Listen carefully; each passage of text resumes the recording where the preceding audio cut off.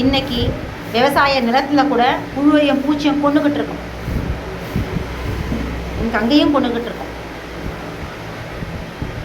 கொண்டுட்டு மண்ணையே சாகடிச்சிட்டோம். இன்றைக்கி ரசாயன உரங்களை போட்டு புழுவையும் பூச்சியும் கொஞ்சம் கொஞ்சமாக நான் ஏற்கனவே சொல்லியிருக்கேன் இல்லையா, நிலம் தான் ஆணிவேர். நிலத்தில் இருக்கிற முதல்ல எங்கேருந்து இந்த மனித குலத்தை அவன் அழிக்க ஆரம்பித்தான் கிருமிகளை அப்படின்னா கொரோனா கிடையாது, நிலத்தில் இருக்கிற கிருமிகள் தான் முதல்ல. ஏன்னா நிலம் தான் ஆணிவேர். இந்த பிரபஞ்சத்தை உருவாக்குனது நிலம் தான். முதல்ல நிலம் தோன்றுச்சு, நீர் பெரும் பகுதி. ஆனால் தோன்றியது எது? நிலம். நிலத்திலிருந்து தான் மற்றது எல்லாமே உருவாச்சு. நிலத்திலேருந்து தான் நீர் உருவாச்சு, நிலத்திலேருந்து தான் நெருப்பு உருவாச்சு, நிலத்திலேருந்து தான் காற்று உருவாச்சு, நிலத்திலேருந்து தான் மரம் உருவாச்சு, நிலத்திலேருந்து தான் ஆகாயம் உருவாச்சு. அப்போ இந்த பிரபஞ்சமே உருவானதுக்கு அடிப்படையாக நிலம் தான். அதனால தான் நிலத்தில் தான் கிருமிகளுடைய வாசம் அதிகமாக இருக்குது. அப்படிங்கிறதுனால தான் நிலத்தில் முதல்ல இருக்கிற கிருமிகளை பிரேக் பண்ணாங்க. இந்த தத்துவங்கள் எல்லாம் இதெல்லாம் பிரபஞ்ச தத்துவம். அவனுடைய நவீனத்துவத்தில் அறிவியலில் வந்தது இல்லை. பிரபஞ்ச தத்துவத்தை அவன் முன்னாடியே அந்த அந்த அந்த பரங்கி கூட்டத்துடைய மூதாதையர்கள் எழுதி வச்சதை அவன் ஃபாலோ பண்ணிக்கிட்டு அடுத்தடுத்து செஞ்சுட்டு வரான், செயல்படுத்திக்கிட்டு வரான். அவன் முன்னாடியே தங்களுடைய சந்ததி எப்படி நம்ம மூதாதையர்கள் நம்மளுடைய சந்ததிகளுக்கு அறிவுறுத்தினாங்களோ, இதெல்லாம் நடக்க போகுது, இதெல்லாம் நீங்கள் பார்த்து சூதனமாக நடந்துக்கோங்க அப்படிங்கிறத நம்ம சந்ததிகளுக்கு தலைமுறையினருக்கு சொன்னாங்களோ, அதே மாதிரி தான் நம்மளுடைய இந்த ஐடியாவை தான், இந்த ட்ரிக்கை நம்ம மூதோதையர்கள் மறைமுகமாக சூசகமாக இந்த மாதிரி நடக்கும், இந்த மாதிரியான ஈவில் ஸ்பிரிட் அப்படி தான் சொல்லணும், இவனுங்களை தீய சக்திகள் இந்த ஈவில் ஸ்பிரிட் இந்த மாதிரி எதிர்காலத்தில் பண்ணுவாங்க அப்படிங்கிறது தான் முன்னாடியே நம்ம முன்னோர்கள் புராணங்கள், இதிகாசங்கள், சங்க இலக்கிய பாடல்கள், பழமொழிகள், நாட்டுப்புற பாடல்கள், எல்லா பாடல்கள், பேச்சு வழக்கு, வட்டார வழக்கு மொழிகள் எல்லாத்தின் வழியாகவும் எதிர்காலத்தை கடத்திக்கிட்டே வந்தாங்க. இது எல்லாத்தையுமே பிரேக் பண்ணுறது, இந்த சூசகத்தை இந்த கடத்திட்டு வர விஷயத்தை புரிஞ்சுக்கிட்டு இதே மாதிரி அவன் என்ன பண்ணான்னா இந்த பிரபஞ்ச ரகசியங்களை எல்லாத்தையும் புரிஞ்சுக்கிட்டு நம்மளுடைய இலக்கியங்கள்லேருந்து புராணங்களை புரிஞ்சுக்கிட்டு குறிப்பு எழுதி வச்சான். இதெல்லாம் எதிர்காலத்தை நடக்கும், இதெல்லாம் எதிர்காலத்தை நீங்கள் நிகழ்த்தி காட்டணும், இப்படிலாம் பண்ணிங்கன்னா தான் இந்தியா போன்ற தொல்குடி உருவான இந்த இடத்த பிரேக் பண்ண அழிச்சிடணும். இந்த உலக வரைபடத்திலேருந்தே இந்தியாவை அழிக்கணும். அப்படி ஒரு பிரதேசமே இல்லாத அளவுக்கு இந்த உலகத்தில் இருக்கிறவங்கள மழுக்கடிக்கணும். அவங்க மைண்ட்லேருந்து கூட அந்த இருக்கவே கூடாது. மீதி இருக்கிற மொத்த உலகமும் வெறும் அறிவியலோடையும் நம்ம கண்டுபிடிக்கிற விஞ்ஞானத்தோடையும் ஒரே மதத்தோடையும் ஒரே மருத்துவத்தோடையும் வாழணும் அப்படிங்கிறத பிளான் பண்ணால் இதை தான் நீங்கள் நிகழ்த்தி காட்டணும். சரி, ஏன் மேடம் அவங்க இந்தியாவை வெறும் கிறிஸ்துவ நாடாவோ ஒற்றை மருத்துவமாக மாற்றிட்டு இப்படியே விட்டுடலாம் இல்லையா? ஏன் இதை அழிக்கணும்னு நினைக்கிறாங்க? இதுக்கு பின்னாடி என்ன இருக்குது அப்படின்னா, இந்தியாவை எத்தனை தான் நீ அழிக்க நினச்சாலும், எந்த ஒரே மதத்தை நீ திணிக்க நினச்சாலும் திரும்பவும் முளைச்சிட்டே இருக்கும். ஏன்னா இதுதான் நிலம் அடிப்படை. இந்த பிரபஞ்சத்தோடைய அடிப்படையே இந்திய பிரதேசம் தான். இது எப்படி நம்ம விதை போட்டு நீ என்னதான் விதையை பிரேக் பண்ணாலும் இன்னொரு இடத்த முளைச்சிக்கிட்டே இருக்கா? மொத்தமாக அழிக்க முடிஞ்சத விவசாயத்தை அவன் எத்தனை வருஷமாக பலாயிரம் வருஷமாக முயற்சி செஞ்சுக்கிட்டு இருக்கானே, மொத்தமாக அழிக்க முடிஞ்சுதா? முடியாது. அது எப்படி அவனால் மொத்தமாக அழிக்க முடியும்? அவன் அது வேறு ரூட்டு தான் கண்டுபிடிக்க முடியும். பிரபஞ்சத்தோட தத்துவத்தை சிஸ்டத்தை அவனால் புரிஞ்சிக்கவே முடியாது. அவனால் அந்த சிஸ்டத்தை கையில் எடுக்கவே முடியாது.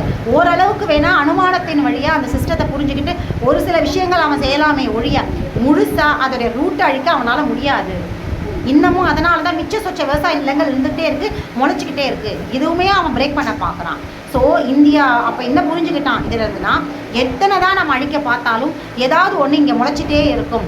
இதுதான் இந்தியா தான் இந்த நம்ம மொத்த உலகத்துடைய நிலம். அப்படிங்கிறதுனால தான் என்ன பண்ணுறான்னா இன்றைக்கி நிலத்தை அழிச்சிக்கிட்டு இருக்கான் மெட்ரோ ரயில் வழியாக.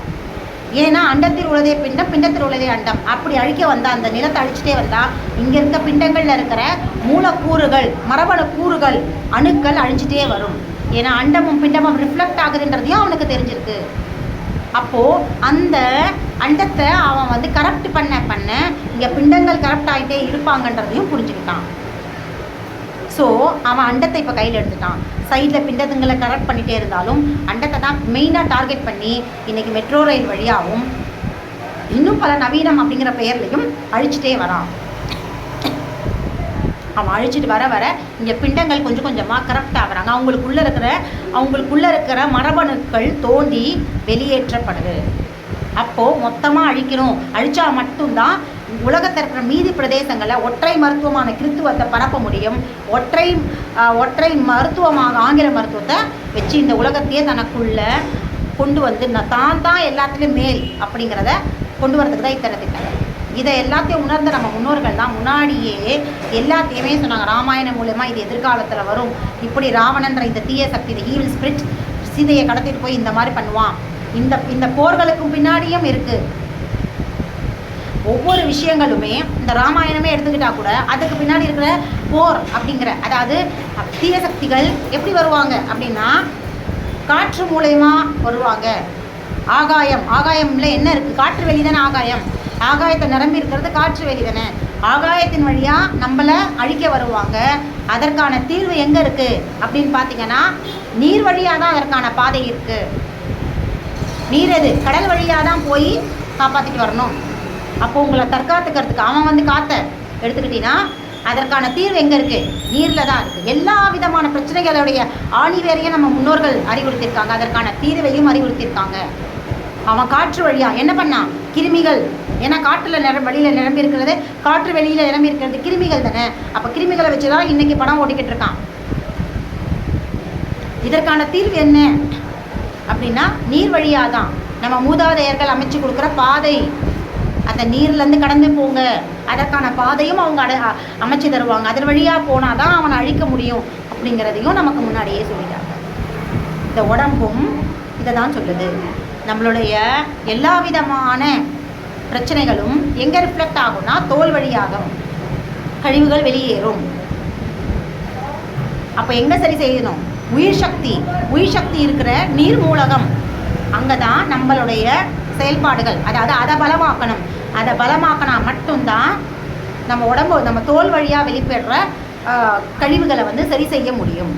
அப்போது எங்கே நாம் சிகிச்சை கொடுக்கணும்னா உயிர் சக்திக்கு தான் சிகிச்சை கொடுக்கணும். அந்த உயிர் சக்தியை சுமந்து இருக்கிற நிலத்துக்கு தான் நம்ம வந்து சிகிச்சை கொடுக்கணும்.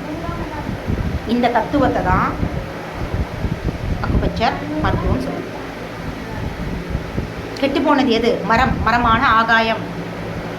அப்போது அதை சரிப்படுத்தணும்னா உயிர் சக்திக்கு சிகிச்சை கொடுக்கணும்.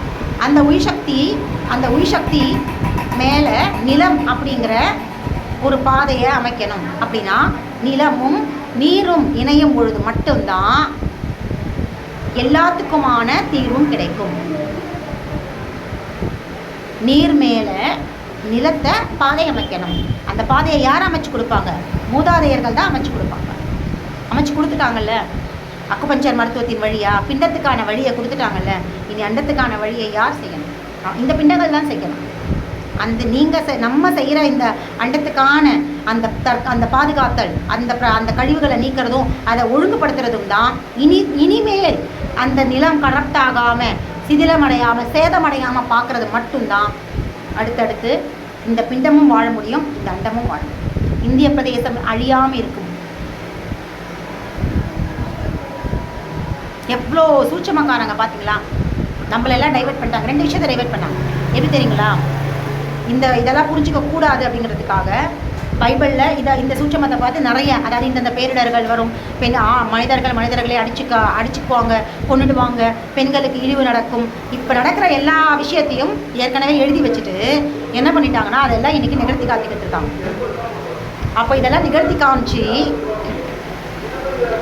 நிகழ்த்தி காட்டி தங்களுடைய மதத்தை பரப்புறதுக்கான பிரச்சாரம் தான் இது. ரொம்ப சாதாரணமாக இதை புரிஞ்சுக்கலாம். கிருமிகளால் நோயே கிடையாது. கிருமிகளால் நோய் இருந்தால் நாங்கள்லாம் செத்து போயிருக்கணுமே இல்லையா? நான் தான் இதை ஏற்கனவே சொல்லியிருக்கேன்ல. அப்போது பைபிளில் சொன்னது பொய் தானே? இது ஒன்று போதாதா பைபிள் மொத்தமும் பொய்ன்னு சொல்கிறதுக்கு? ஒன்று விஷயம் போதுங்க. இயற்கை பேரிடலாம் கூட பின்னாடி இருக்கிற சூட்சமங்கள் அப்படிங்கிறத நீங்கள் வந்து ப்ரூவ் பண்ணுறது கஷ்டம். ஏன்னா அவன் செய்கிற விஷயங்கள் இயற்கையை வந்து கெடுக்கிறது எல்லாமே நமக்கு தெரிஞ்சாலும் நம்ம அக்செப்ட் பண்ணிக்க மாட்டோம். ஆனால் இந்த நேரத்தை கிருமிகளால் மனிதர்கள் சாவாங்கன்னு தானே குறிப்பிட்டிருக்காங்க. நான் ஒர்க் பண்ணுற ஸ்கூலில் இருக்கிற கிறிஸ்டின் டீச்சர்ஸ் என்கிட்டயே சொல்லியிருக்காங்க. பாருங்கள், பார்த்தியா கிருமிகளால் சாவ போகிறாங்கன்னு வந்திருக்கு. இன்றைக்கி பார்த்தியா கொரோனாவில் இத்தனை பேர் செத்தாங்க. அப்போது கிருமிகள் தான் இந்த உடம்பையே உருவாக்குது. நமக்கே தெரியும். கிருமிகள் கெடுதிகளாக இருந்தால் நம்மளுடைய செரிமானத்துக்கு கிருமிகள் இருக்கிற இதே சயின்ஸ் தானே சொல்லுது. சயின்ஸ் புக்கை எடுத்து பாருங்கள். ஹார்ம்லெஸ் பாக்டீரியா இருக்குது. கிருமிகள்லாம் எல்லாமே கெடுதல் தானே. கர்ப்பம் தரிக்கிறதுக்கும் கிருமிகள் தான். கிருமிகளால் தான் எல்லாமே அழியணும்னா அப்போ எல்லாமே அப்படி தானே இருக்கணும். ஏன் பர்டிகுலராக ஒரு கிருமியை மட்டும் ஃபோக்கஸ் பண்ணுறான்? கிருமிகளால் அழியணும், அப்போ அதை மட்டும் சொல்லியிருக்கலாம் இல்லையா? அவன் கிருமிகள் பொதுவாக தானே சொன்னான். எந்த கிருமியோ அதை மட்டும் சொல்லியிருக்கேன். இவ்வளோ கொண்டவன், எதிர்காலத்தில் கிருமியால் அழிய போகிறோன்னு சொன்னவன், கிருமியோடைய எல்லாத்தையும் அதை பற்றி எழுதியிருக்க வேண்டியது தானே. அவள் தான் நேரடியாக சொல்கிறான்ல. நம்ம முன்னோர்கள் மாதிரி மறைமுகமாக சொல்லலையே. ஏன் பதட்டம்? அதை எழுதும்போது அவனுக்குள்ள பதற்றம். அதாவது நம்ம முன்னோர்கள் ரொம்ப கூலாக நிதானமாக எழுதினாங்க. எல்லா விஷயத்தையுமே நேரடியாக சொல்லக்கூடாது, சோம்பேறிங்களாக ஆக்கக்கூடாது. நம்ம இந்திய குடிங்களை சோம்பேறிங்களாக ஆக்கக்கூடாது. அவங்க தேடி போகணும், உழைக்கணும். உழைப்பு தான் அதுக்கு பின்னாடி, தேடல் இருக்கணும். எல்லாத்தையுமே அவ்வளோ ஈஸியாக அவங்க புரிஞ்சிக்கக்கூடாது. அவங்களுடைய தேடலும் அந்த சூட்சமங்களும் அவங்க போய் ட்ராவல் பண்ணி அதில் பல ட்ராபேக்ஸும் இருக்கும், பாசிட்டிவும் இருக்கும். எல்லாத்தையும் கடந்து போனால் மட்டும்தான் அந்த கோல், அதான் அந்த இலக்கை அடைய முடியும். அப்படி போய் நீங்கள் கற்றுக்கோங்க, உங்களுக்கான தீர்வை நீங்கள் தேடி போகணும் அப்படின்னு சொல்லி மறைமுகமாக தான் எல்லாத்தையும் சொல்லி வச்சாங்க. ஆனால் இவன் என்ன பண்ணானா, இவனுக்குள்ள ஒரு பதட்டம். இதெல்லாம் எங்கே கண்டுபிடிச்சிருப்பாங்க. அவசரமாக என்ன பண்ணானா, எல்லா விஷயத்தையுமே நேரடியாக எழுதிட்டான். இப்படிலாம் நடக்கும்ன்றதை நேரடியாக. இது மட்டும் இல்லை, பஞ்சாங்கமும் இப்படித்தான். இந்து மதத்தோட பஞ்சாங்கமும் இப்படித்தான் பண்ணிச்சு. மழை பெய்யும் இதெல்லாம் எழுதி வச்சுது. ரெண்டுமே ஒன்று, ரெண்டு பேருமே கரெக்டான ஒரு மதங்கள், ஒன்று ரிலேட்டட்.